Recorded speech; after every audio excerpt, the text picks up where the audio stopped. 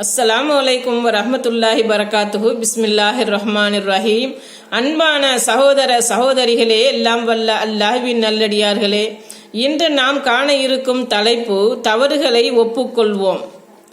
உலகில் உள்ள படைப்புகளில் மிக சிறந்த படைப்பு மனிதன் என்பதை சொல்லித் தெரிய வேண்டியதில்லை.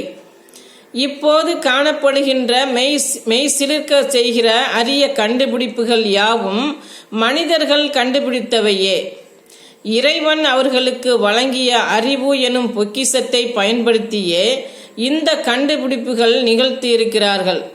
என்னதான் அறிவியலில் சிறந்தவனாக மனிதன் இருந்தாலும் அவனிடம் தவறுகள் நிகழத்தான் செய்யும். நம்மை படைத்த இறைவனிடம் மட்டுமே எந்த தவறும் நிகழாது. மனிதர்கள் தவறு செய்பவர்களே.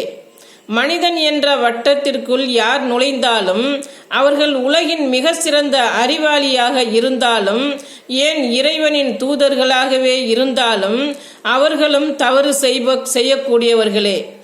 இறைவனது கரத்தினால் படைக்கப்பட்ட முதல் மனிதரும் மிக சிறந்த அறிவாளியுமான மனித சமுதாயத்தின் ஆதிபிதா என்று அழைக்கப்படுகின்ற ஆதம் அலைஹிஸ்ஸலாம் அவர்கள் கூட தவறு செய்தவர்களே. அவர்களின் பிள்ளைகளாக இருக்கின்ற நாம் அனைவரும் தவறு செய்பவர்கள் என்பதில் ஆச்சரியத்திற்கில்லை. ஆதமின் சந்ததிகள் அனைவர்களும் இரவிலும் பகலிலும் தவறு செய்யக்கூடியவர்களே என இறைவன் கூறியதாக நபி ஸல்லல்லாஹு அலைஹி வஸல்லம் அவர்கள் கூறினார்கள். அறிவிப்பவர் அபூதர் ரலியல்லாஹு அன்ஹு, நூல் அஹமத் 21420. மனிதர்கள் இயல்பிலேயே தவறு செய்பவர்கள்தான் என்றாலும் அதிலே நிரந்தரமாக உழல்வது ஏற்கத்தக்கதல்ல. மாறாக தவறு செய்பவர்கள்தான் தான் செய்த தவறை ஒப்புக்கொண்டு மனம் திருந்தி வாழ வேண்டும். மனிதர்களில் இந்த வகையினர்தான் சிறப்புக்குரியவர்கள். ஆனால் இதற்கு மாற்றமாக அதிகமானோர் என்ன தவறு செய்தாலும் தான் செய்தது சரி என்பதற்காக தவறை மழுப்ப பார்க்கிறார்கள்.